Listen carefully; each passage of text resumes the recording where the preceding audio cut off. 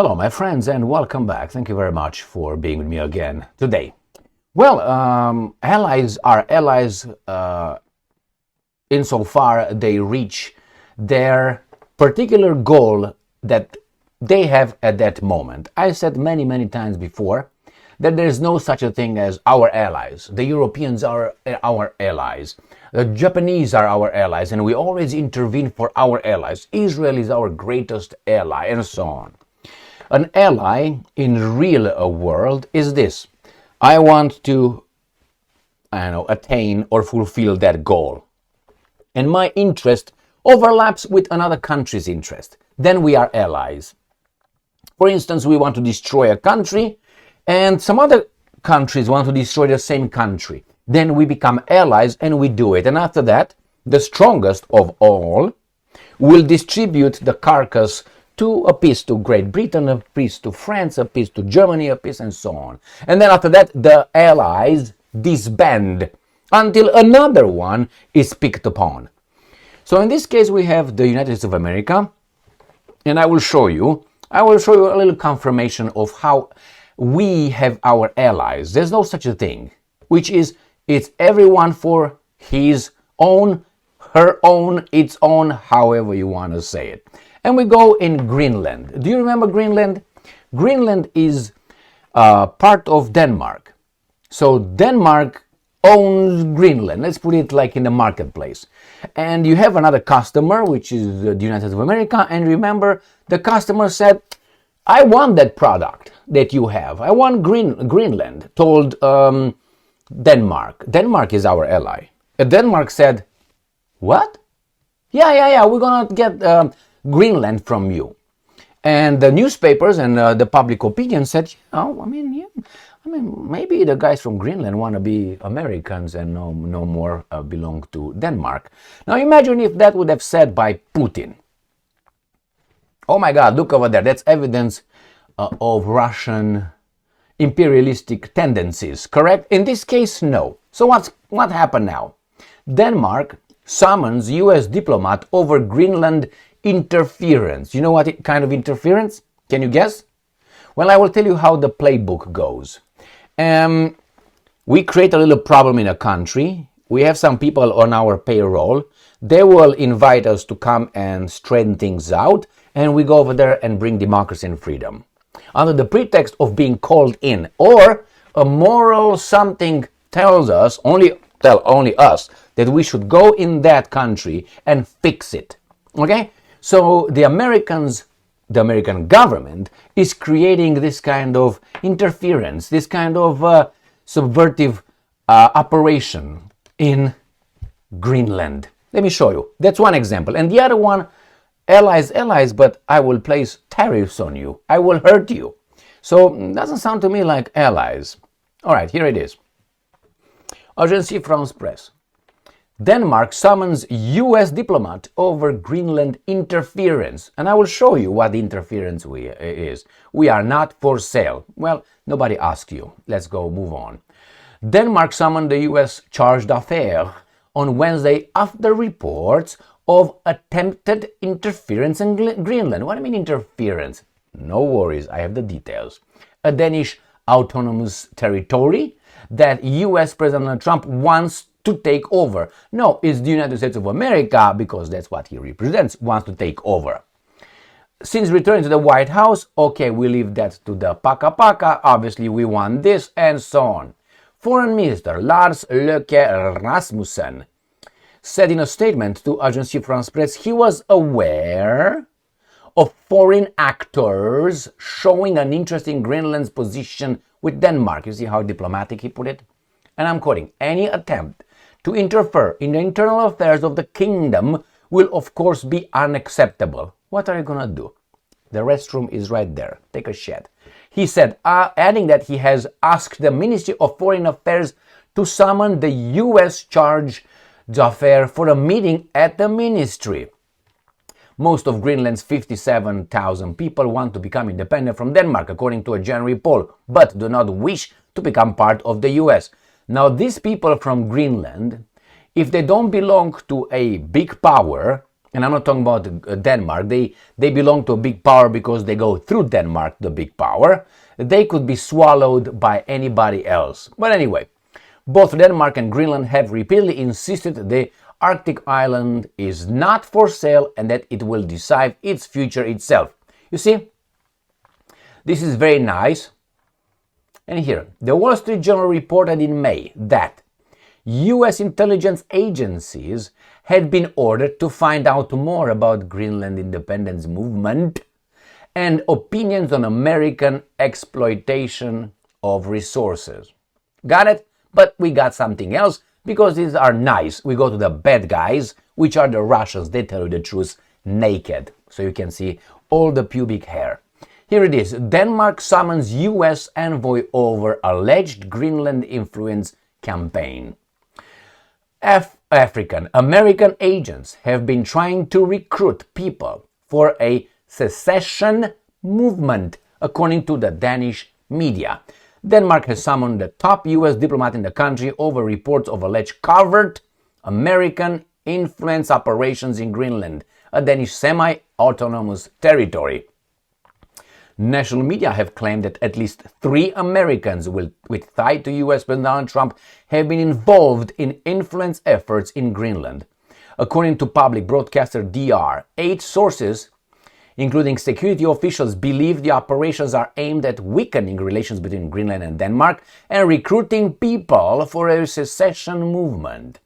One operative is said to have been compiling lists of Greenlanders who would support a split from Copenhagen, the capital of Denmark.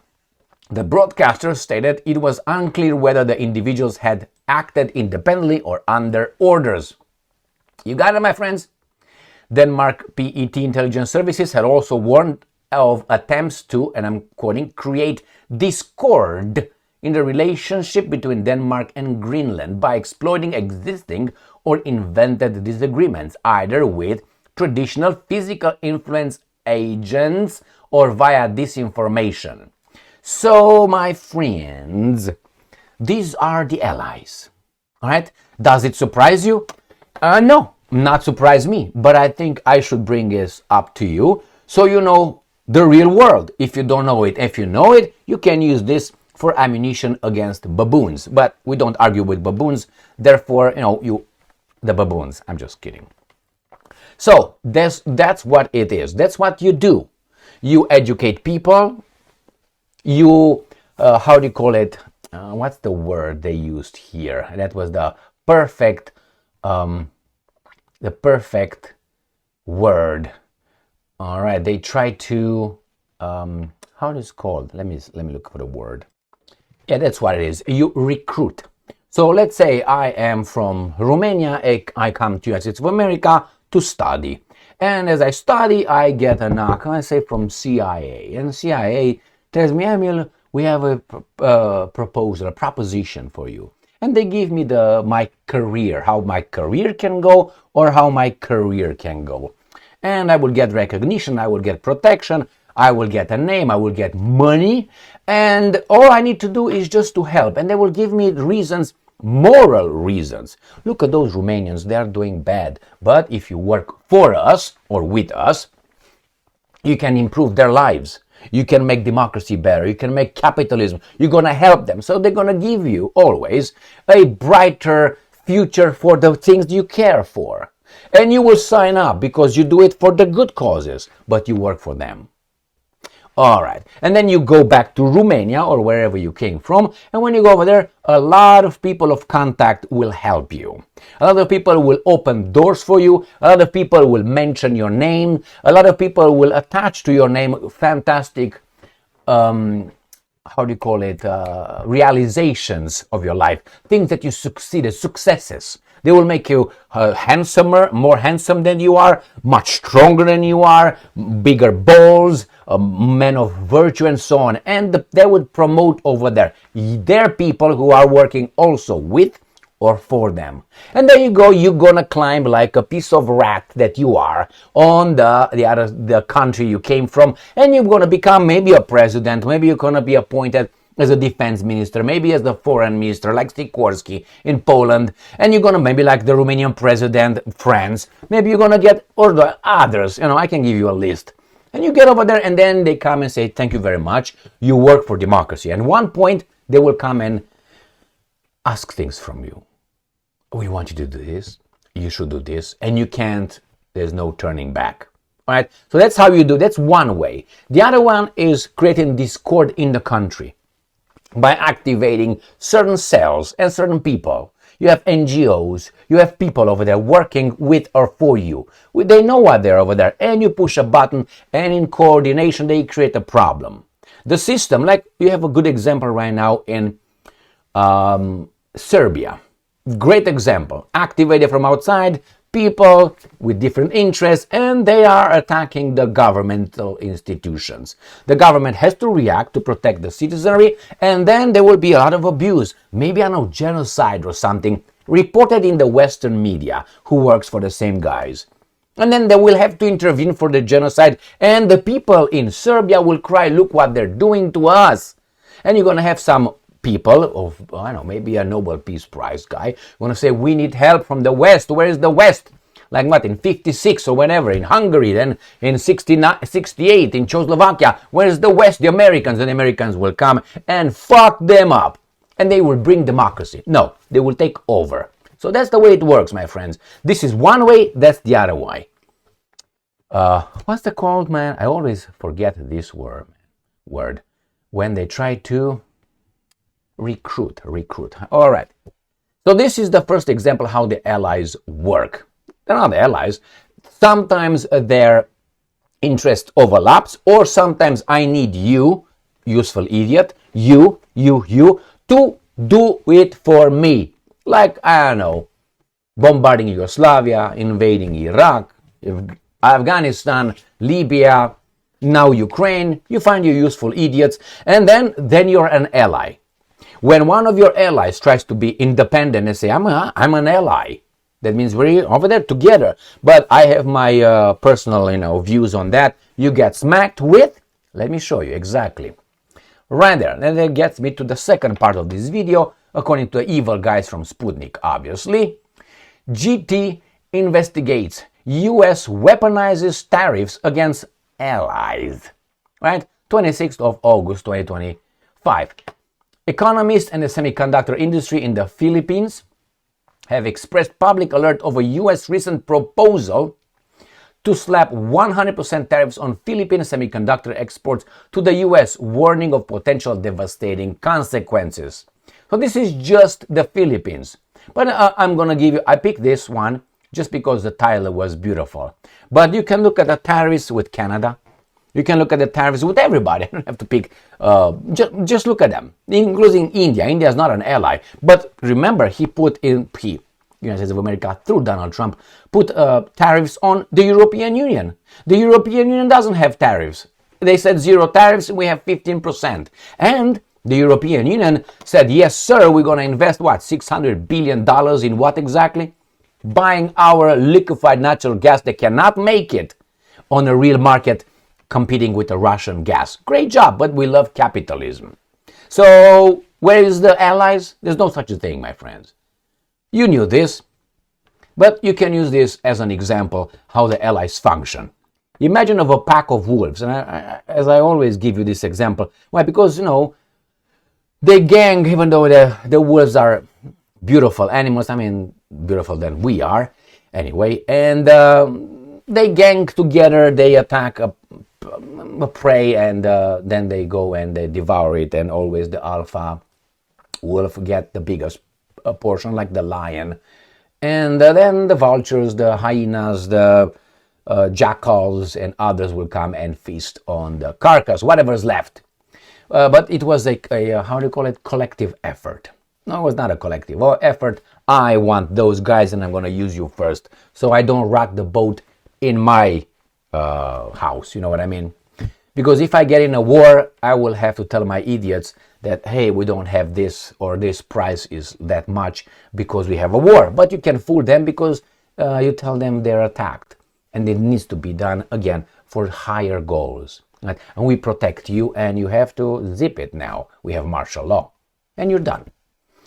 Thank you very much for being with me again today. Remember, Denmark, the Americans will try, and I think they will succeed. Did you see the other article, the first article from Agence France Presse, when it says that a majority, most of Greenland's 57,000 people want to become independent. So that already tells you the seed is great over there, is big, growing great from Denmark, but do not wish to become part of the US. Nobody will ask them. Remember, in any democracy or anywhere you want to move a crowd, you don't need to convince the crowd. You don't have to have the agreement of the crowd. You don't have to have unanimity. You have to convince a small, very loyal group for the cause that will win, will get the power somehow. And by that, you have a big strata of a population who is whatever the wind blows. You have the traitors and so on. They will join you. You get the media, you will convince about 40% of the population to support you, which are the cowards, which are the people who don't think, most of them. And then you got people, obviously, who want to be on the winning side. A lot of people like to be in the winning side, regardless of winning meaning something bad. But we're winning, man, we're winning. But winning towards what? Like, how do these guys call it? Progressives. Yeah, we are progressive. You progress towards what? A cliff, and then you, the same here. Thank you very much for being with me again today.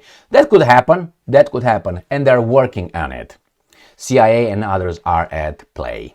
Stay strong, stay smart, look for the truth, and be just.